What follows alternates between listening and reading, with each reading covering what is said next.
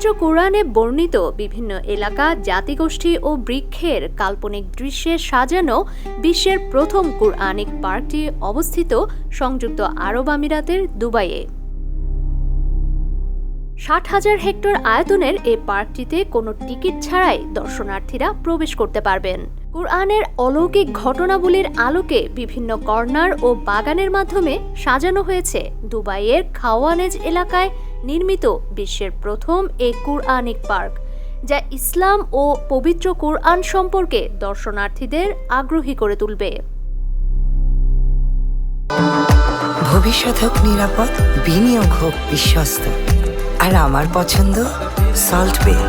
Welcome to salt বে। কুরআনে উল্লেখিত 54টি গাছের সমন্বয়ে 12টি উদ্যান রয়েছে পার্কটিতে। পাশাপাশি জান্নাতের নহর বোঝাতে কৃত্রিম হ্রদ বানানো হয়েছে। অলৌকিক চিহ্নসমূহের গুহা এবং কাচের ঘরের সমন্বয়ে এই পার্কে মোট 12টি বাগান রয়েছে। এই বাগানগুলো কুরআনে বর্ণিত উদ্ভিদ দিয়ে সুসজ্জিত করা হয়েছে। এজন্য এই পার্কের নাম আঙ্গুর, খোরমা, আঞ্জির অর্থাৎ ডুমুর, জাইতুন, আনার অর্থাৎ ডালিম, সিদর অর্থাৎ মেহেদি এবং রেইহান অর্থাৎ পুদিনা রাখা হয়েছে। এই সকল উদ্ভিদ এই পার্কে লাগানো হয়েছে।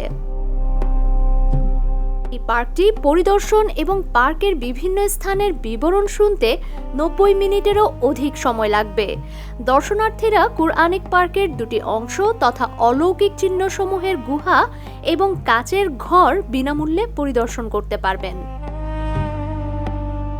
আধুনিক প্রযুক্তির সাহায্যে কুরআনে উল্লেখিত 7টি অলৌকিক ঘটনা প্রদর্শনের ব্যবস্থা রয়েছে পার্কটিতে।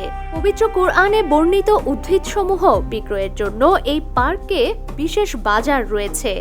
আগ্রহী দর্শনার্থীগণ এ সকল বাজার থেকে পবিত্র কুরআনের বর্ণিত উদ্ভিদসমূহ বা তার বীজ সংগ্রহ করতে পারবেন। আধুনিক প্রযুক্তিকে কাজে লাগাতে রয়েছে ডিজিটাল থিয়েটার, যেখানে কুরআনের বিভিন্ন ঘটনা অবলম্বনে নির্মিত ভিডিও দেখানো হয়। কুরআনে বর্ণিত ঘটনার কোনো বর্ণনার চিত্রায়ন ও সাজসজ্জা বাদ যায়নি এই পার্কে। এই পার্কে রয়েছে মরুদ্যান, পাম বাগান, নয়ানাভিরাম লেক, চলমান রাস্তা এবং সাইক্লিং ট্র্যাক ও হাঁটার রাস্তা। অন্যান্য পার্কের মতো বাচ্চাদের খেলাধুলার সুবিধাও রাখা হয়েছে পার্কটিতে। ওয়াইফাই এবং ফোন চার্জিং স্টেশনের পাশাপাশি দর্শনার্থীদের বসার জন্য রয়েছে সুন্দর ব্যবস্থা।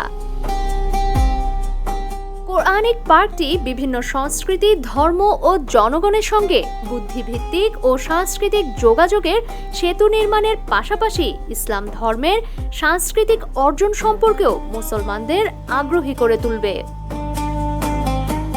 ডেস্ক রিপোর্ট, সমকাল।